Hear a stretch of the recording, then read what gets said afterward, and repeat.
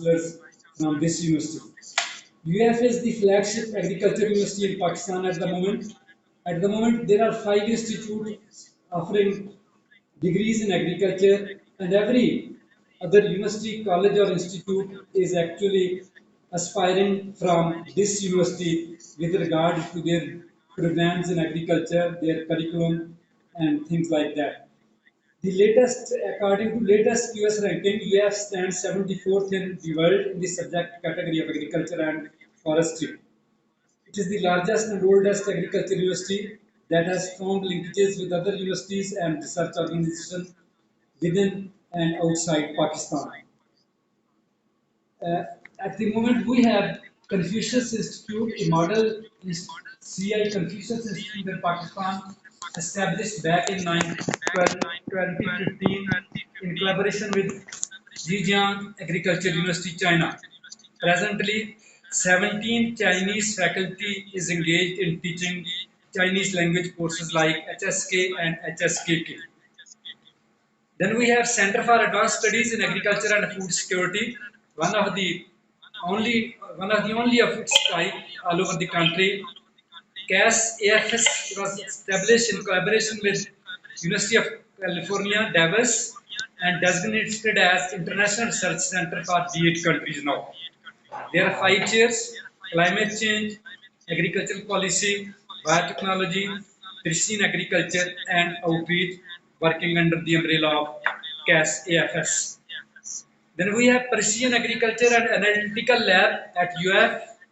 PAL was established by National Center in Big Data and Cloud Computing (NCBC) locally in Pakistan.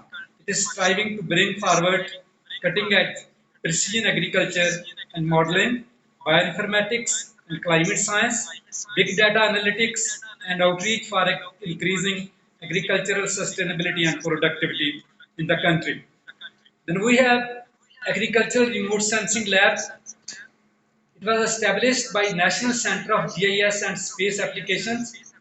It has got 3 domains: water, developing mechanisms for determining regional scale water availability, stress, and divergence from PRSS satellite imagery; soil, developing techniques to synthesize high resolution soil moisture maps using PRSS satellite imagery; and crops, crop modeling by integrating satellite imagery for regional scale agroecosystems modeling and yield estimates. It is just a recently established lab.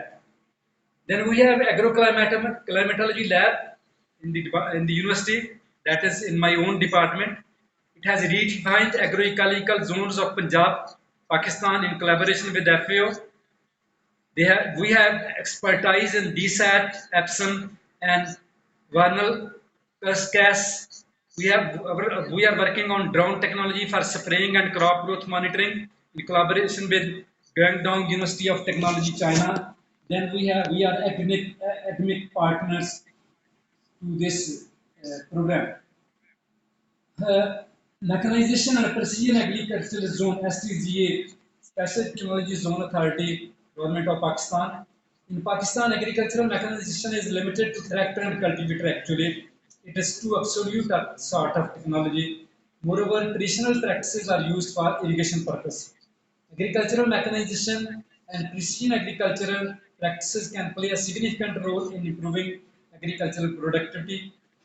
A mechanization and precision agriculture zone in the university is going to be established under Special Technology Zones Authority, Government of Pakistan. It is recent development, last couple of weeks. Here is an overview of crop production in Pakistan. Agriculture contributes 22.7% to the GDP. Major share of main crops, that is 4.41%, and minor crops 3.14%. Value addition in agriculture by major crops is about 19.5%. Value addition in agriculture by minor crops is about 14%. Then cultivated area is 23 million hectare, that is 29% of the total geographical area. Now, from here you can imagine how much rest of the area may be cultivable. Then employment generation in the country, agriculture accounts for 34.7% of employment generation in the country as a whole. We have five major crops: wheat, cultivated on about 9 million hectare with a production of 26.9339 million tons and yield with average yield of about 2.9 tons per hectare. You can see as compared with yours 4.8 tons per hectare, we are too low. Rice 3.5 million hectare, 9.32 million tons, 2.64 tons per hectare yield, and 6.5 yours Chinese, please. Cotton 1.94, 1.42 million tons, million bales actually, 0.73 tons per hectare, and 1.7. These are actually bales, number of million bales. Maize 1.6 million hectare area, 10.6 and 6.46. We are a bit on better end as compared with US data show. Sugarcane 1.26 million hectares, 88.65 million tons, and 70.34, 78.9. We are again short. So the total area under major crops is 17.36 million hectares. As for minor crops, we have foders 1.8 million hectare, pulses cultivated on 1.20, oil seeds 2.35, potato 0.31, tobacco 0.14, and in all 5.8 million hectare on area under minor crops with production of you may see 34.5 tons and the yield 21 tons per hectare, pulses only 0.5 tons, then oil seeds too low, and potato and tobacco. These yields are also very low as compared with the competitive countries growing these crops globally. Pakistan agriculture is characterized by dominance of five crops, as I already talked about, and predominantly lacking use of precision technologies. In fact, the yield of all these five crops is 60 to 70%. There is a yield gap of 60 to 70% that exists in these crops, the main crops. This may be even wider. Even greater yield gaps are encountered under marginal lands or under very poor conditions where the management is restricting the cultivation of these crops. We expected very good wheat crop last year, but due to an abrupt rise in the temperature during March, our crop yields declined abruptly, and we have to import wheat from we have to import wheat. We have also the largest foreign exchange spent on import of edible oils. It is actually second to mineral oil.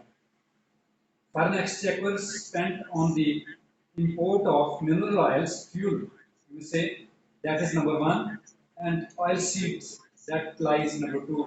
Though we are agricultural country, but we must confess that we have to face this due to low yields and other problems of these crops. Pakistan has missed its wheat production target of 28.9 metric million tons for 2021-22. Pakistan had to import 3 metric ton of wheat in the next few months. The country's annual requirement for edible oil is 4.1 million tons in 2021. Pakistan produced only 11% of edible oil, and the rest was imported, as I have already explained that.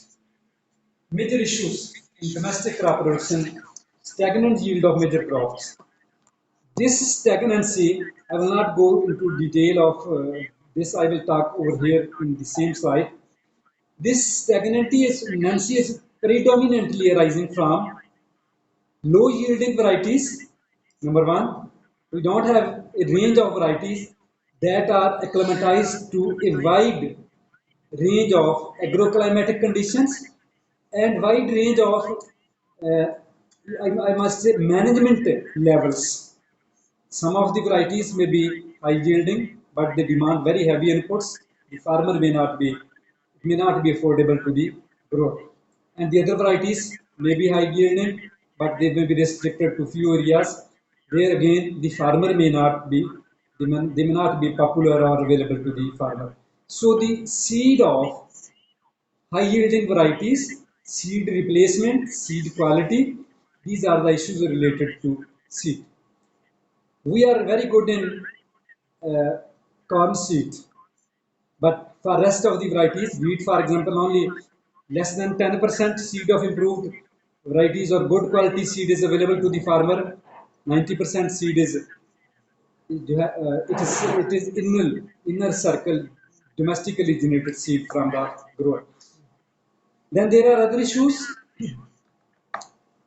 About 90% of the farmland is with small farmers, less than 7 hectares of land.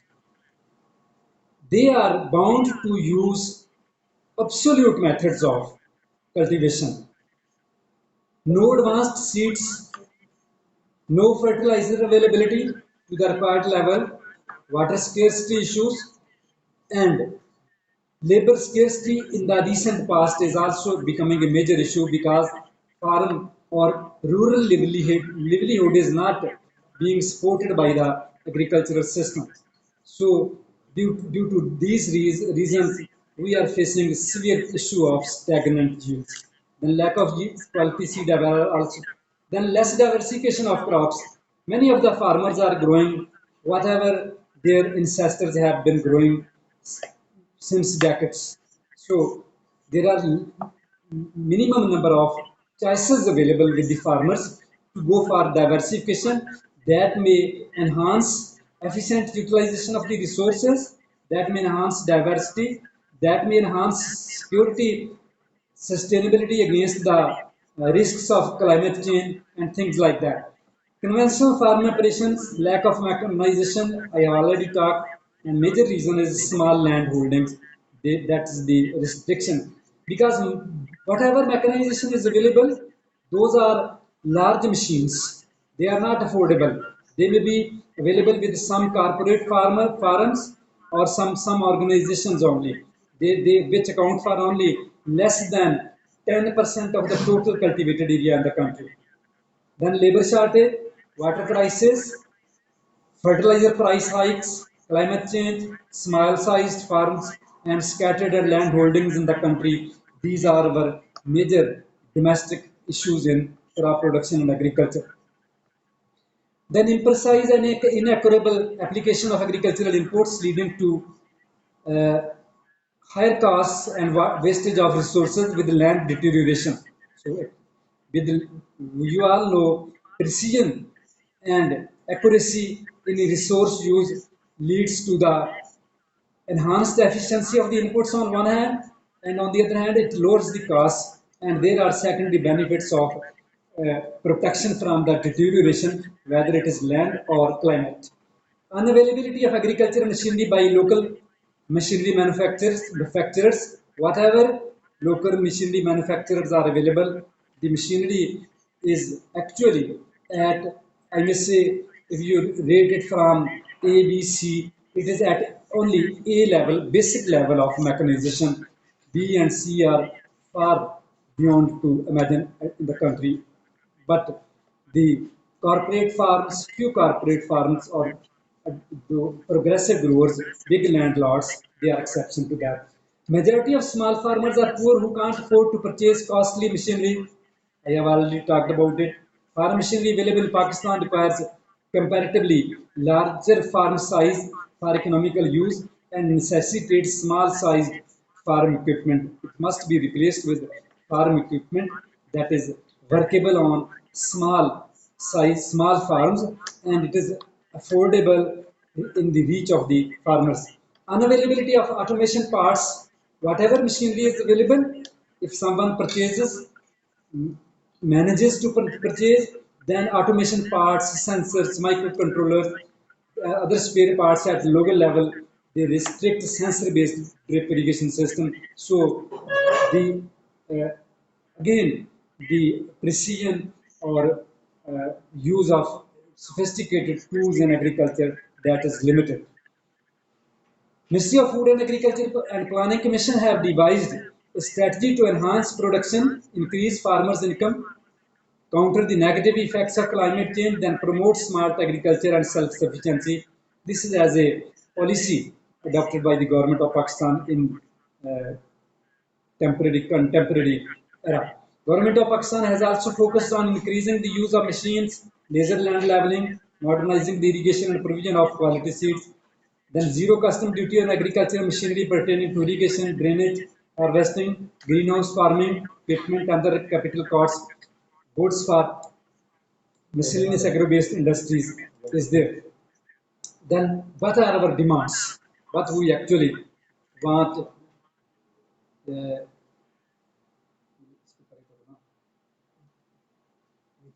there is demand for Internet of Things, smart farming solutions so that the farmers can monitor the field conditions from anywhere. Model smart farms for the practical demonstration and promotion of smart farming technology among the farming community.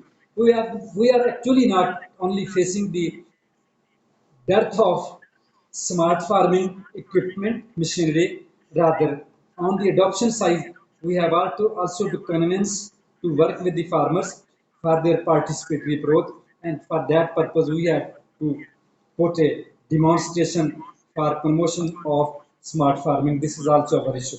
Quick farm operations like sowing and harvesting with the help of modern machinery may help to mitigate the effects of climate extremes. Definitely, the sowing times, at harvesting, many of the time uncertain uh, climatic uncertainties are hindering these operations. If the machinery is available, these operations can be very successfully carried out and lead to a successful crop harvest. Provision of modern machinery and technology for sowing and harvesting operations in maize, soybean, and cotton. These are crop specific, or otherwise we need such machinery for almost all types of crops. We have none, I must confess, at the time. Indoor vertical farming can increase crop yields, overcome limited land, and reduce farming impact on the environment by cutting down distance traveled in the supply chain. Modern greenhouses are becoming increasingly technology development dependent, using LED lights and automated control systems to perfectly tailor the government growing environment. Early detection of disease supported by technology is required. Provision of elite seed materials for important crops like wheat, rice, and oil seeds can boost the crop yields in the country. Intend to co-sponsor training education programs uh, with Chinese counterpart. Portable 3-band CGMD instrument gifted by Nexia is being used in our research program in the agronomy. Many foreign students from different countries like Afghanistan, Kenya, Sri Lanka are enrolled in master and PhD programs at UFA. Then several faculty members of UFA are PhD graduates of Nanjiang Agricultural University. Five of them were sponsored recently through the faculty development program of University of Agriculture, Faisalabad. UF is also seeking new degree programs in collaboration with Chinese universities.